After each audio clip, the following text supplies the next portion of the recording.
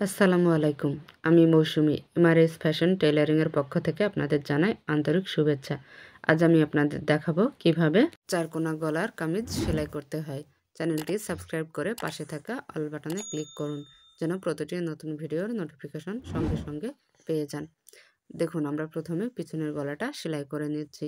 তো ওঠা গলা এটা আপনারা কিভাবে গোল গলায় সেলাই করতে হয় সেটা তো জানেনই। দুই কোণার জায়গায় 3টা করে কুচি দিতে হবে। আর বাকি জায়গায় এমনিতেই সেলাই করে নিতে হবে। এটা যেহেতু গোল গলা আর লম্বা কাপড় দিয়ে সেলাই করতে হয় এজন্যই কুচি দিয়ে সেলাইটা দিতে হয়। এখন আমরা ছকটা কেটে নিচ্ছি। যেখানে কুচি পড়বে সেখানে একটু একটু করে কেটে নিতে হবে। এতে ফিনিশিংটা অনেক সুন্দর হয়।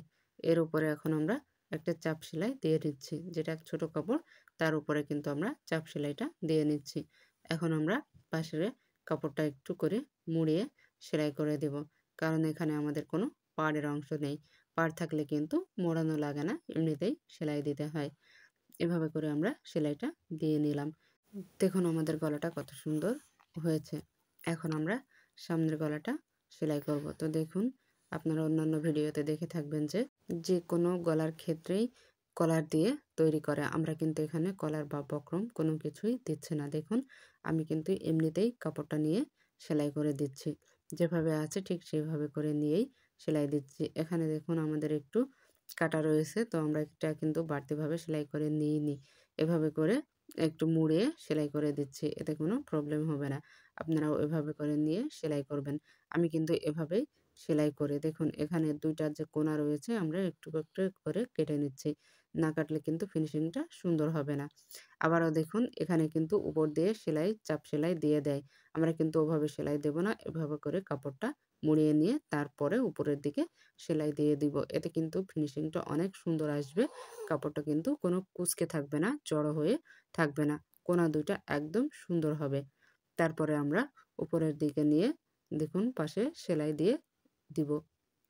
এভাবে করে দেখুন আমি কিন্তু বক্রম ছাড়াই কলারটা তৈরি করছি। আপনারাও এভাবে বাড়িতে যারা এমনিতেই নতুনরা কাজ করেন তাদের কিন্তু কোনো বক্রম লাগবে না।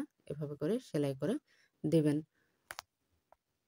চারকোনা গলার কিন্তু ফিনিশিংটা দেখতে কিন্তু অনেক সুন্দর লাগে। তো আমরা দেখুন সেলাই করে নেওয়ার পরে আমাদের গলাটা কেমন অনেক সুন্দর হয়েছে। এখন দেখুন আমরা কাঁচা জোড়া দেব। তো কাঁচা জোড়া দেওয়ার জন্য আমাদের কিন্তু এখানে 1/2 ইঞ্চি করে কাপড় নিয়ে জোড়া দিতে হবে।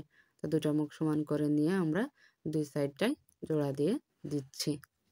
তো কাঁচ জোড়া দেওয়ার পরে অনেকেই কি করে এই যে পাশের যে কাপড়টা রয়েছে সেখানে কিন্তু পাশ দিয়ে সেলাই করে তারপরে হাতাটা জয়েন্ট করে। আমরা কিন্তু এভাবে করব না। আমরা আগে হাতাটা তৈরি করে নিব। হাতা তৈরি করার পরে আমরা পাশটা সেলাই করব।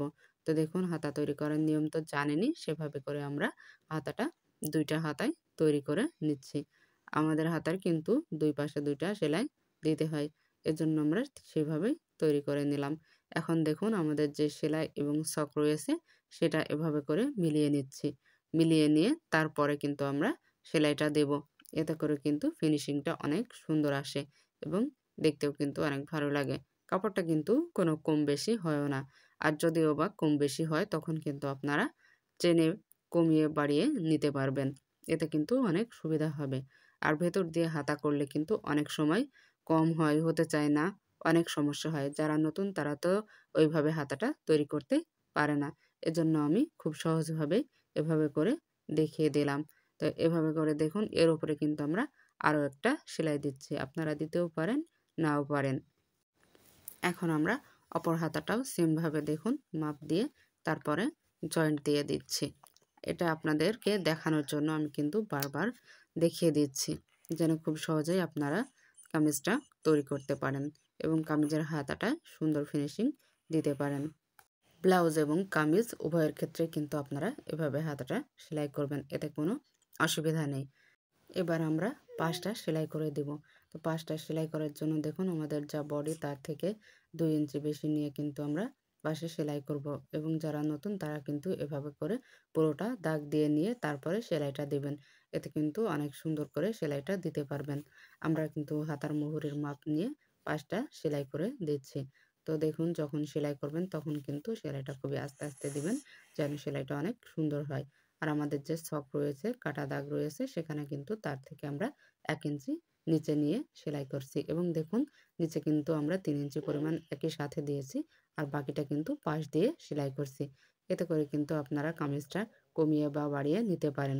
যখন কমাবেন বা বাড়াবেন তখন কিন্তু ওই যে নিচেরটার সাথে একদম সমান করে দিতে পারবেন। এখন দেখুন পরের হাতাটা আমরা কিন্তু আগের হাতাটার সাথে মাপ দিয়ে নিচ্ছি। তারপরে কিন্তু সেলাই দিচ্ছি। এতে করে ২ টা হাতার মুহুরীর সমান হয়ে থাকবে। দেখুন আমরা পাশে কিন্তু সেলাই করে নিচ্ছি। আপনাদের বোঝানোর জন্য কিন্তু আমি আবারও দেখিয়ে দিচ্ছি।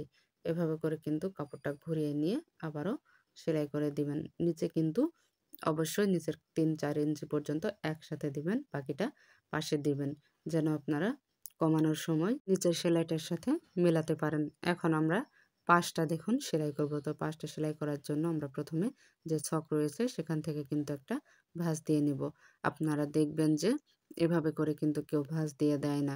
এমনিতেই সাথে নিয়েই সেলাই করে দেয়। তো সাথে নিয়ে সেলাই করলে কিন্তু অসুবিধা হয়। আর এভাবে যদি ভাঁজ দেন তো আমাদের যে ফাড়ার কাপড়টা রয়েছে ২ দিকেই কিন্তু আমাদের নিচের ঘেরটা সমান হবে। তো আমি দেখুন আবারও দেখিয়ে দিচ্ছি এপাশের কাপড়টা যে কিভাবে আপনারা ভাঁজ দিবেন। দেখুন নিচের কাপড়টা কিন্তু আমরা সমান করে নিচ্ছি, তারপরেই কিন্তু ভাঁজ দিচ্ছি। একটু, একটু করে ভেঙে, ভেঙে কিন্তু ভাঁজ দিয়ে চাপ দিয়ে নিবেন। এরপরে আমাদের যে ভাঁজ রয়েছে সেই ভাঁজ সমানই থাকবে এবং এখানে একটু, একটু করে মুড়িয়ে তারপরে আমরা সেলাই করব।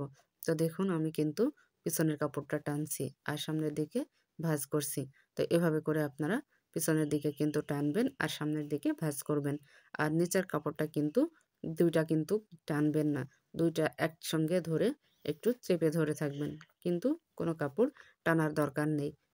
এবার দেখুন ফাড়ার ঘরটা তৈরির জন্য আমাদের ফাড়ার যে চেরা রয়েছে তার থেকে ১ ইঞ্চি আমরা বেশি নিচ্ছি। তারপরে দেখুন ঘুরিয়ে, ঘুরিয়ে আমি কাপড়টা ভাঁজ দিয়ে তারপরে কিন্তু সেলাইটা দিচ্ছি। তো এভাবে করে কিন্তু আপনারাও ঘুরিয়ে নিবেন। ঘুরিয়ে নিয়ে তারপরে ভাঁজ দিয়ে সেলাই করবেন। এভাবে কিন্তু সেলাই করলে আপনার ফিনিশিংটাও কিন্তু অনেক সুন্দর আসবে। আর দেখুন আমি কিন্তু নিচের দিকে টানছি না। আপনাদের আবারও বলছি যে আমি কিন্তু নিচের দিকে কোনো টানাটানি করছি না। তো আপনারা এভাবে করে কিন্তু সেলাই করলে দেখবেন আপনাদেরও ফিনিশিংটা অনেক সুন্দর হবে। তো এভাবে করে দেখুন আমাদের যে অপর সাইডটা রয়েছে সেটাও কিন্তু আমি সেলাই করে দেখিয়ে দিচ্ছি। তো আপনারা যেন খুব সহজেই দেখে বুঝতে পারেন যে আমি কিভাবে সেলাইটা দিয়েছি, তার জন্য আমি আবারও আপনাদের দেখিয়ে দিচ্ছি যে কিভাবে আপনারা ভাঁজ করবেন এবং পিছনে ধরে সেলাইটা করবেন। আর ফাড়ার যে ঘরটা রয়েছে সেই ঘরটা কিভাবে করবেন আপনারা অবশ্যই কিন্তু এখানে ১ ইঞ্চি উপরেই নিবেন, একদম ওর সাথে নিবেন না। তো দেখুন এভাবে করে নিয়ে কিন্তু সেলাই দিয়ে দিবেন।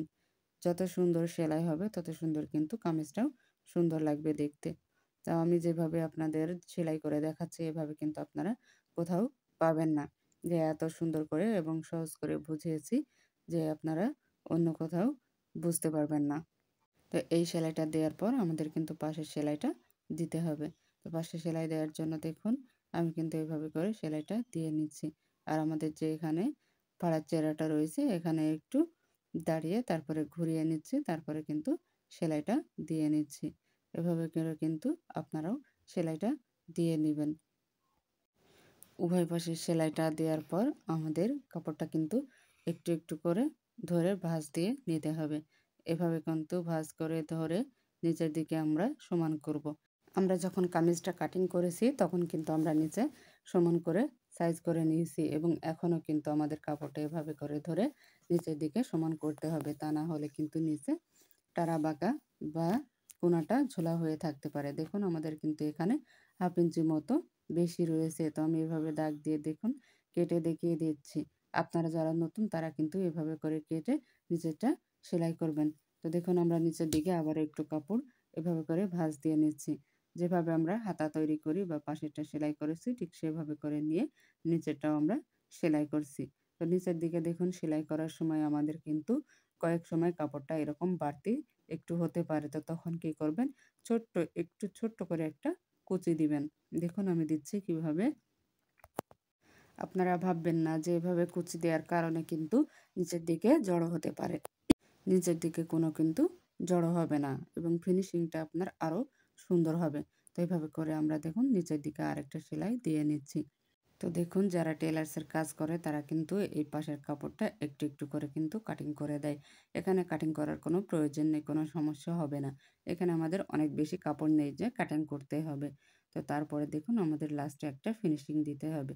তো ফিনিশিং দেওয়ার জন্য যাদের কিন্তু আয়রন মেশিন নাই তারা কিন্তু এভাবে করে কাপড়টা ধরে একটু একটু করে সমান করে দিবেন, যেন ফিনিশিংটা অনেক সুন্দর হয়। আজকে এ পর্যন্ত। ভালো থাকবেন সবাই। আল্লাহ হাফেজ।